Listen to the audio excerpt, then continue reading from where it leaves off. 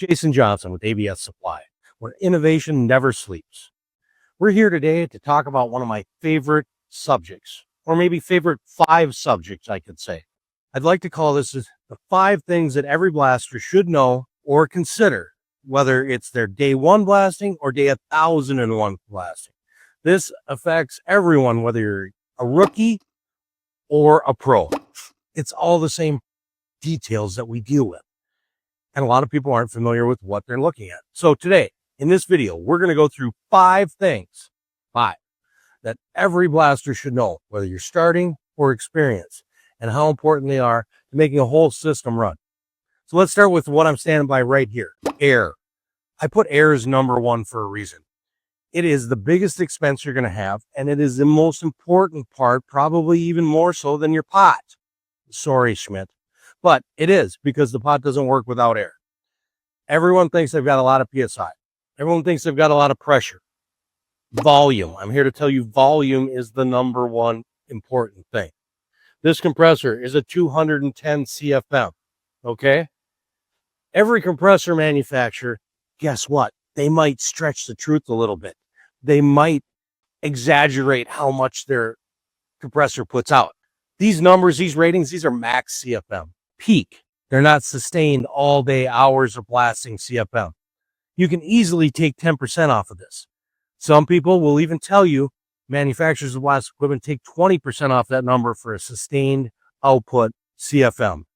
So 80%, 90% of that number. That's what we've got to work with on a sustained all day, every day. What does that mean? I don't care if your pot holds 8 tons of media or if it holds 80 pounds of media. It uses the exact same amount of CFM, 100%. The only thing that determines the amount of CFM, I do not care about pot size. I care about the nozzle at the end of your hose. That's what's important. So if you have a 1/4 inch nozzle at 100 PSI, that is 90 CFM, brand new. That'll work. But as my nozzle wears out, it quickly becomes a number 5 or 5/16. Now I'm using 150 CFM. Well, if I take 20% off this number, where am I? Right about at that number. Also, you got to remember your helmet is going to take another 20 to 25 CFM, depending on air conditioner and how much air you're bleeding out through it. So you have to factor that in for your air consumption as well. It quickly adds up. This compressor is a $35,000 compressor, give or take, right here. This is the smaller end of what you should be looking at for starting in a professional blasting business. Can you make a living with the 185 or a 210? Absolutely. We have people do it every day. But I will tell you, a 375 CFM compressor is 2.5 times faster all day, every day, with very minimal additional inputs. So if you're trying to get big square footage done, air is king, and it's specifically air volume. That is the number 1 thing you have to think of. So let's go on to number 2. We'll take a break and we'll walk to that section of the warehouse. Number 2, what media is right for you? If you can, the cheapest media to use, cost per square foot bar none, is what's right behind me. Steel grit and steel shot. Hands down wins every time. No argument. Production rate, life, recycles, 100 passes. But we don't always have the equipment, the location, the place to use it. So there's a lot of other medias for different reasons. And if you're going to be a serious blaster, you're probably not always going to use one media. There will be 5, 6, 7 different ones you'll use. Coal slag, number 1 for blow and go, where you're not reclaiming. Garnet, another awesome option in the right applications. Steel grit shot, the cheapest to use when you can reclaim. But I talk about this in much more detail on my video, what abrasive blast media is right for you. So take a look at that. We'll kind of cover them all, give you the highlights of it. But media, very important. Talk to your local distributor or give us a call. They can help you on application-specific recommendations. Let's go to 3. Number 3, one that's so near and dear and personal to me, that at ABS, we designed our own aftercooler to meet the demands and fit a budget for customers. But that's in other videos as well. Dry air, super critical, very important to any blasting operation, no matter what. The lighter, the drier the air, the better. But light medias, fine medias, moisture becomes that much more critical. Steel grit, you can imagine what happens if we put moisture with that. One of my favorites to use.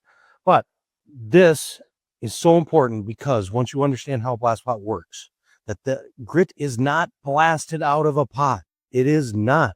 It simply falls by gravity, just like sand through an hourglass. And as you can see, imagine, you can visualize sand that's wet in an hourglass doesn't flow very well. So dry air, super key, integral to everyone, whether the amateur or the pro. Number 4, safety gear. We have to talk about keeping people safe, protecting the operator, whether it's you, your friend, your brother-in-law even, or anyone else you work with. We don't want to hurt anyone. So it's important to have proper PPE. You need an air supplied type CE respirator. The little backpack things, they're awesome.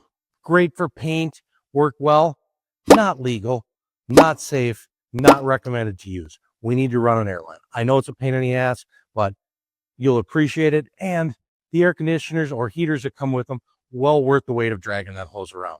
So when it comes to brands, oh my gosh, we lay out all 3, let people put them on, fit, try them, feel them, because if it's comfortable, you're more likely to wear it. You're going to have a better day. You're going to do a better job. So we let people see. I will tell you, these 2 right here are 95% of our sales. Sorry, Clemco, but until you come out with a new one, this thing is just so heavy that it's just hard to wear all day. But they will all keep you safe and all do the job. So helmets, air supplied air that is filtered. We want to take oil, water, odor out of it. That's what these cans do. Those 3 things, but they do not deal with carbon monoxide. We need a carbon monoxide alarm for additional protection to be NIOSH approved. So anyone that's not an owner operator and you have an employee, you need to deal with monitoring your air for carbon monoxide, taking oil, water, odor out, and providing a type CE respirator. Call us. We can specifically go through more of this with you, your employees, or anyone else that's got questions. Thanks. Last but not least, the blast pot, number 5 in our top 5 list. There's a couple very important questions that should be asked. And if the person you are talking to about for a replacement blast pot or your first blast pot, if they're not asking these questions, you need to find someone else that knows more.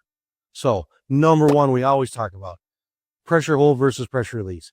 You will always, let me repeat that, save money with the pressure hold versus a pressure release pot. You will save it in the media that's not left dormant in the hose. You will save it in air that you're not dumping down every time this thing releases when you stop. So it's easier on your compressor and you're not building up condensation.